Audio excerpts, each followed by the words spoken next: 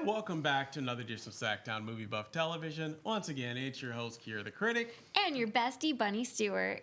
And today in the studio, we have a media producer, Mr. Blaine Santos. How you doing today, Blaine? I'm doing excellent. I'm here with you guys. I wouldn't want to be anywhere else. Well, thank you for being on the show. Great to have you. And you're also an award-winning sound guy as well. Yep. I'm technically an award-winning sound guy. I'm an award-winning editor, award-winning director, and award-winning wedding event videographer.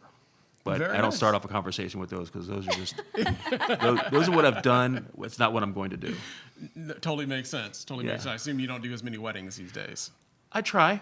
I think in my career since I started in 1994, I think I've done probably 500 or 600 wedding events. Really? That's Oh a lot of weddings, man. gosh. Yeah.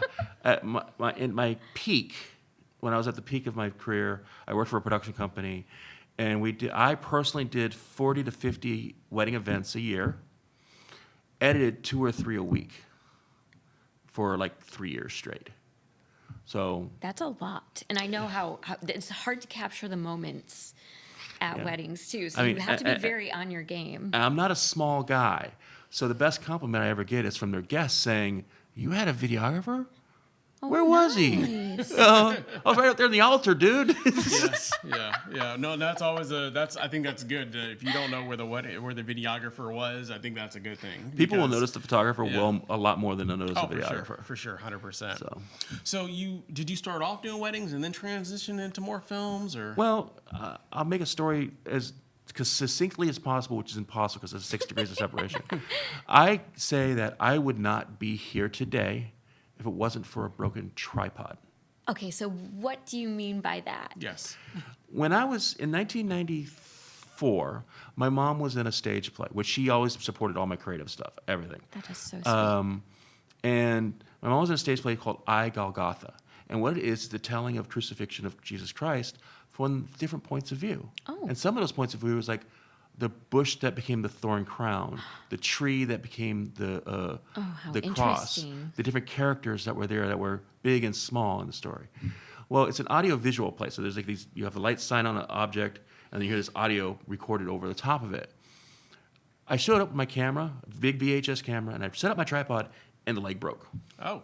So I had to handhold a 90-minute play with a big old camera like this. My arm was about ready to fall off. Yeah, I was gonna say you gotta be. Probably, gotta be yoked. and to still be like keep it steady Like, at that time. You know, It wasn't. Yeah. It was. There was a 12.5 earthquake during that film. Okay. So we found an editor who could edit it Yeah. by stealing the image and using the audio. And this is back before nonlinear editing was a thing. Right. All right. So in the interview process that my mom was doing with the guy, he's like, "Oh, my son's really in the video." He's like, "Well, come on down for an interview." So I go down. I'm like, it's 1994. I'm like 22, 23 years old. And I did the interview, and he turned me down. Like, flat out turned me down. He's like, "I got some people with more experience. I hired them. We're getting started with a new season. I'll keep you in mind for the future." And I didn't even like think twice about it. 2 to 3 weeks later, he calls me and said, "Are you still interested in doing wedding videos?" I'm like, "Yeah, sure." So come on down. He had hired 7 guys, and 3 of them had quit within 2 weeks.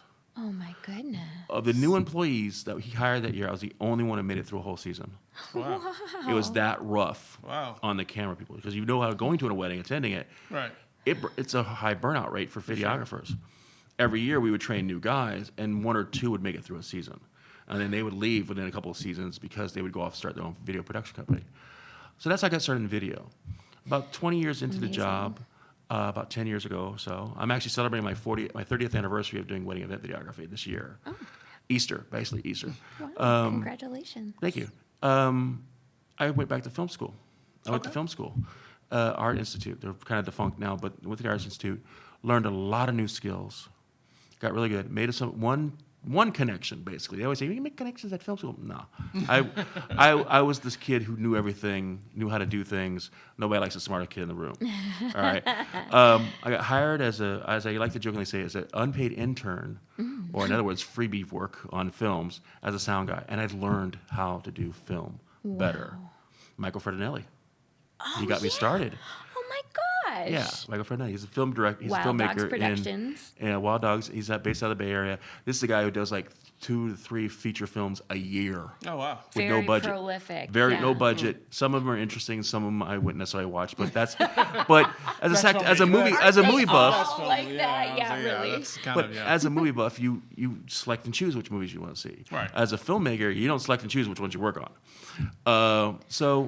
Through him, I met Jeannie Oh, I Young, love Jeannie. an actress, Jeannie and through Young. her, I met you. Oh. And then you introduced me to Martin and Naya, the SacTown movie buffs, all those things. And we did a film together where I directed, produced, and acted in Mm-hmm. and edited. And you and I had a great scene have a couple of really great scenes. Very powerful. She did a scene where she was supposed to slap me in the face, which I told her to do. He said for real. For real. I swear now on a stack of whatever you say in front of me that I ordered her to actually slap me. Now, the scene calls for her to slap me twice, one right, one left, Oh my gosh, but shot on a one camera. on a single camera. So we did 4 takes Over of that. there, over there, over there, over here. Yeah, we did 4 takes of it, and you could hear on the live audio the slap, and you Blaine. hear the camera guy over there go, "Dang!" I slapped the glasses off of his face. And I eventually- slapped the lens out of his glasses. Yep, And I slapped a tooth out of his head. yep. Yeah. Yeah, Exactly. I think he was And telling me, you I know, think it's one yeah. of the, and everybody who's seen that scene says that's the best scene in the entire film. God. Well, thank God that some art came out of it because you know what? I had to go. We had a fun party scene after that where I was supposed to play a very lighthearted person. And I had to go take a bath in between and reset. So I'm just, thank you for being such a good you got sport. that shot. And also, I'm never going to do that again, even if the director says slap him for real. So Next time I do it, I'm gonna put a mouth guard in. yeah. So I mean, obviously you have a pretty vast background in terms of editing, Yeah. sound, things of this nature. Is there anything you kind of gravitate a little bit more towards, or anything that kind of piques Well, your interest a little bit more? Or? I director. I mean, everybody Director. wants to be a Well, director. yeah, But- yeah. But here's the thing. I think my diversity of skills sets. You say jack of all trades is a master of none. Right. People forget what the whole phrase is. A jack of all trades is a master of none, but better than a master of one. Yeah, absolutely. Oh, I never knew the second part of that It's a phrase. Shakespeare. Yeah, It's a Shakespeare yeah, thing. a lot of people forget that. That actually. They always use it as a way of saying that. kind of because- a negative thing. They use it as a I'm negative. jack of all trades, but a master of none. Like I'm not proficient in anything. But you'd rather thought that's what you'd that- rather be I'm so happy to know competent that. in 10 different things versus being necessarily only good at one thing. Well, my goodness. Well, how many film sets have you been on where the beep hits the fan? Oh, yeah. Well, All right. everyone. It's Yeah, like it's- the nature of it, yeah. But being a jack of many trades, not every trade, but many trades, enables you to compensate for things going wrong. Makes you better equipped to troubleshoot. Troubleshoot. You can, Very, very fair point. I yeah, think so that's a very fair point. So, I lean towards directing and writing, but I know cinematography, I know sound, I could be a PA, every position on a set I have done at least once. Very even nice. even catering at one point. So So Wow. you've kind of So- done it all. remember the chicken we had at the party? yeah. I catered that. You did that? Well, I brought the food and Trent actually cooked it for me. Wow. Delicious. Yeah, it was quite delicious. Hey, go ahead. Well, before we let you go, how can anyone find you? What's the best way they can get a hold of you? All over further? Facebook, Blaine Santos Productions, Blaine Santos Photography. I'm a lightly on Instagram, but what I use Instagram for is just mainly work. I work between the Bay Area and Sacramento, Right. and as well as the Central You kind of Valley. live in between, right? I live in Rio Vista. And Right. people go, where's Rio Vista? Sac people know where Rio Vista is. Nobody else does. Right. All right. It's kind of like in between all those areas. Right. For sure. And I migrate to everywhere. So my current project, which hopefully Bunny and I will be able to get done soon, is a movie called, and when you laugh, that's the reaction I'm looking for, Amazon Women from Alpha Centauri Raid Earth. Okay. All right. I'm intrigued. We're leaning into the 50s sci-fi.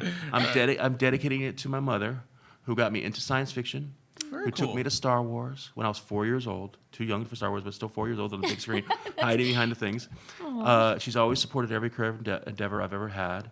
If I wanted to draw something, she'd make sure I had the drawing. If I wanted to make jewelry, she'd make sure I made the jewelry. If I wanted to cook, she'd teach me how to cook.